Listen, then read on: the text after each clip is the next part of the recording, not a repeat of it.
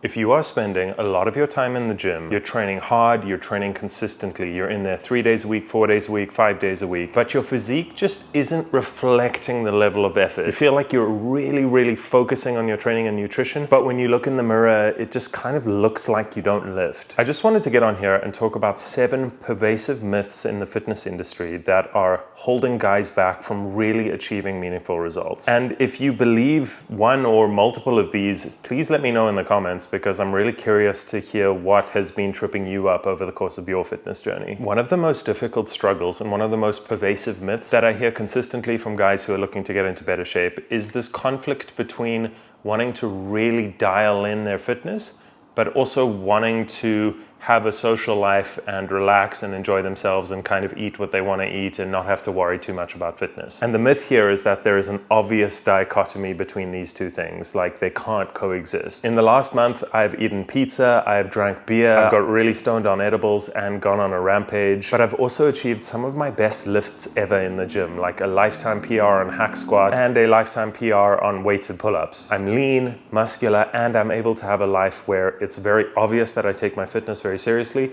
but I'm also not miserable because I can do a lot of things in my free time. The truth is that if you dial in your fitness most of the time, 2 things. Firstly, every other aspect of your life gets better in terms of health, energy, career success, success with women or whoever you're into, but it also makes the cheat meals or the having fun on the weekends that much more enjoyable because you've got a structure that works for you the majority of the time. So it's not an either or, it's actually an and. We can be in good shape and really focus on our fitness, and we can have some fun when it's appropriate to have some fun. And the massive bonus here of being dialed in most of the time is when you do have that pizza, or you do have that drink, or you do stay up late, or you do go for beers with the boys, it actually feels good. So much of the time where we're having fun and we're doing things that we shouldn't be doing, they come with a sense of like a vague sense of guilt, but I honestly haven't experienced that vague sense of guilt very often in the last few years of my life, and that's because I'm training really hard and I'm showing up with my nutrition and training when it counts, and then when I have some fun, it actually feels good, it feels fun, it's like guilt-free fun. So this is my number one reason for taking my health and fitness seriously, is so that when I do decide to have some fun, it actually feels good. Myth number 2 that I see all the time is that more time in the gym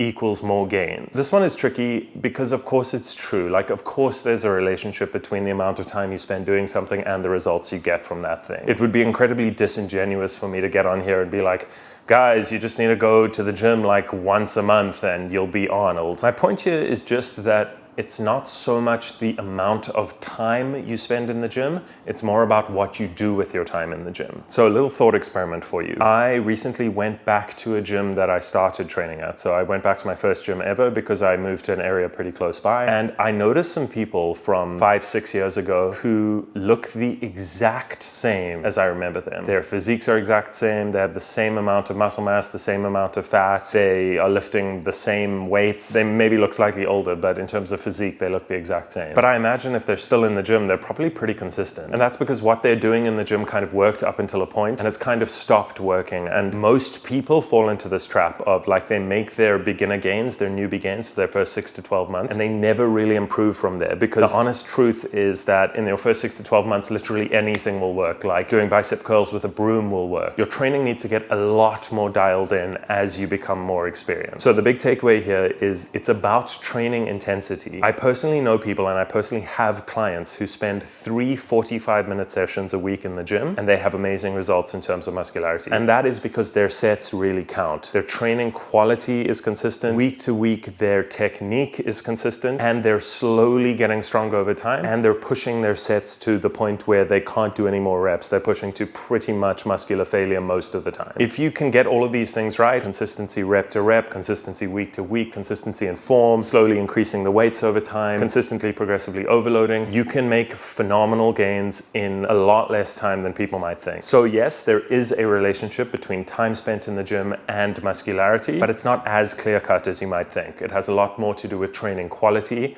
than it has to do with training volume. Number 3, supplements don't really do anything. Okay, that's a little bit dramatic, but I have clients who show me drawers of supplements, like literally 15 pills that they take every day. And it's like, this is for this thing, and this is for joints, and this is for gut health, and this is for mood, and that one is for digestion, and this one is for muscle building, and this one is for connective tissue repair. And the truth is, guys, if you're not getting a lot of your nutrients from the food that you're already eating, that's kind of a problem if you're needing to rely on supplements. Do things like fish oil work? Yeah, probably. I'm not a doctor, I'm not sure. Magnesium supplements, sleeping pills, I guess these things can work, but if you're needing to rely on a whole bunch of supplements, that's probably an issue in and of itself. The supplements that I use are creatine monohydrate. It's the most researched sports supplement, and YouTube is absolutely littered with good resources about why creatine is so amazing.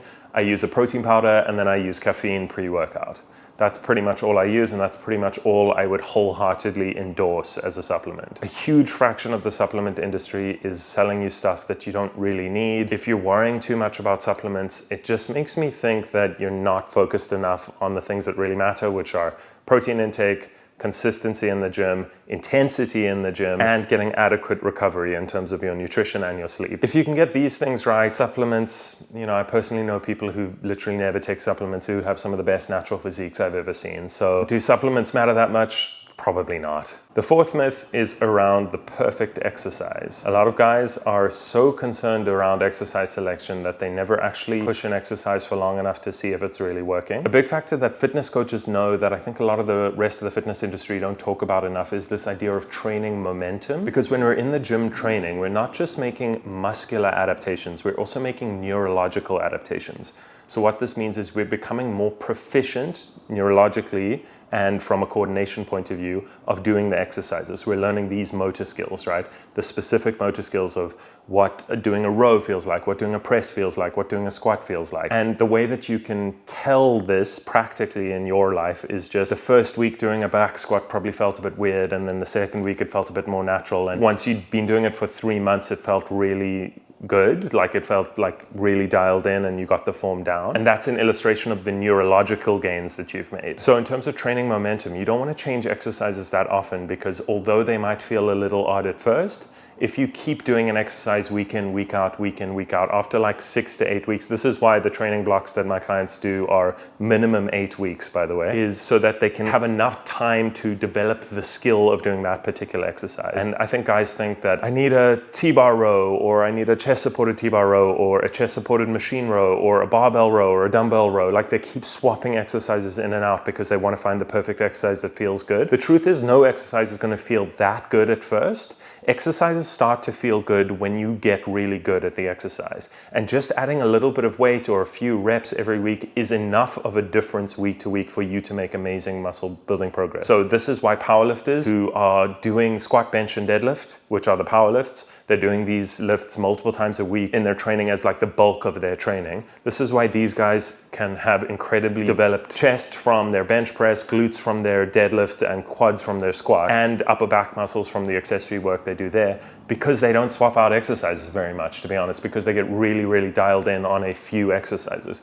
So actually, I'm a big fan of a little bit of exercise variation, but I'm more of a fan of sticking to something and getting really good at something, irrespective of what that exercise is. I actually think exercise selection doesn't matter as much as people think. It's more about your skill at a particular exercise and sticking with it long enough to actually get really dialed in at that exercise. The 5th myth that I've written down here is that training split doesn't matter as much as you think it does. Multiple Olympia winning coach Hani Rambod, who's one of the most successful bodybuilding coaches ever, was asked this question recently, and he basically just said, even if you're doing a body part split, that can work. Ultimately, the best training split is the training split that will keep you in the gym for longest. So is it push-pull legs? Is it full body? Is it upper-lower? Is it a modified upper-lower? Is it a body part split? There's so much debate about what the best training split is, and optimally, we probably want to hit a muscle group more than once a week. We probably, from a recovery point of view, can get away with hitting a muscle group multiple times a week and sending multiple bouts of training, multiple anabolic stimuli to the muscle within a single week is probably a good idea. So I would say the optimal training frequency is probably twice a week per muscle. But ultimately, if you're getting stronger over time, you're gaining a little bit of weight, you're improving your technique, you will be getting more jacked. Training split matters way less than training quality. The sixth myth is that tracking your macros is too hard to do. It's like too tedious and awful to have to do. This is probably the one subject I get the most resistance on. Like, many guys are prepared to really suffer in the gym and really fight hard in the gym, but they're not prepared to dial in their food very much. They just think it's this black hole of misery tracking their macros, and they're just not prepared to do it. I think this question of tracking macros is a little bit misunderstood, because tracking macros is about control and it's about knowledge as well, because we don't actually know nearly as much about nutrition as we think we do. Like quick fire pop quiz, 5 questions. How many calories are there in one large egg? How many calories are there in 1 gram of fat? How many calories are there in 50 ml of alcohol? How many grams of protein are there in a 200 gram raw chicken breast? And what does it mean if a protein has a full amino acid profile? These are just 5 questions I came up off the top of my head. Perhaps you knew some of the answers, perhaps you didn't. But they're extremely basic nutrition questions, which a lot of people don't really know. And this is not to shame you if you didn't know the answers to these questions. It's just to illustrate that actually the reason that we aren't hitting a lot of our fitness goals are because we're not that knowledgeable about nutrition, and tracking our food is not forever. Like, don't get me wrong, it's not the most convenient thing in the world, but it's not forever. It's just a tool to ultimately improve our knowledge so that we can intuitively eat at a later stage. And for many guys that I speak to and guys who start in my program, they're so far behind with their nutrition, they've kind of let their nutrition slide for so many years that they actually need to be disciplined for a season of actually tracking their food and understanding nutrition and understanding how to fuel their body and understanding the calorie content and macro content of various foods to ultimately get to a place where they can be really satisfied with their body. So tracking macros is a tool that teaches you knowledge and gives you control. It's not the most convenient thing in the world, but it's not something you'll have to do forever. It's just probably, honestly, the fastest way to get to where you want to go from a physique and health point of view. And finally, last one is this myth about being dialed in with your fitness and going monk mode. So yeah, monk mode is this meme where it's like, I'm not going to talk to any woman, I'm going to be celibate, I'm going to lift in the gym, I'm going to go train in a hoodie, I'm going to be hardcore and intense, and I'm going to appear 6 to 12 months later as a completely different person. And this, I think, is a thing about male personalities, of when we are interested in something and when we're taking something seriously, we want to go all in and we want to do it as properly as possible. It's like, I'm going to eat the boiled chicken and the rice and the broccoli for every meal, and nobody's going to have heard from me for months, and I'm going to emerge this shredded, jacked beast. And in my experience now of having worked with men of lots of different ages, guys in their 20s all the way up to actually guys in their 70s, I coached a guy in his 70s once, going monk mode doesn't work very well. We need to stop seeing fitness and nutrition and health as something that's kind of separate from our everyday lives, and instead see it as something that we integrate into our everyday lives. So this is why I advocate for 3 or 4 training days a week, and I advocate for tracking macros 5 days a week, and then 6 and maybe even 7 if we're doing like a very detailed cut where we want to lose a lot of fat as quickly as possible, because there needs to be some balance in your life and it needs to feel like it's integrated into your life. And if you're still watching this video at this point, I imagine you're probably pretty serious about this and your health and fitness is not where you want it to be and you want to take it seriously. So this is my advice as somebody who coaches people in the real world, that it needs to be integrated into your life and you need to find ways to make it work in the context of how your life already is, in order to look in the mirror in 6 months and 12 months and see a very noticeably different face and physique looking back at you. In order to make a transformation like this, my honest advice would be to integrate it into how your life already is and be realistic with what you can actually do in terms of your time commitment. You don't need to go full monk mode, you just need to be consistent for a long enough time, consistent to the point where most people drop off. And that probably looks like 6 months to a year of being pretty dialed in with your fitness. Okay guys, that's about it. That's what I had for you today. I hope this video was useful to you. These were 7 myths that I see quite often in the fitness industry, and just trying to share some knowledge and debunk some of these myths. If you are new to my channel, welcome. Please subscribe. Please like the video if you found it helpful. Please leave a comment if you have any questions. And if you're a guy who's serious about taking his fitness to the next level, you can check out another video here. And applications for my coaching program will be in the description of this video. I would love to hear from you. Jump on a call and talk about how we can achieve your fitness goals together.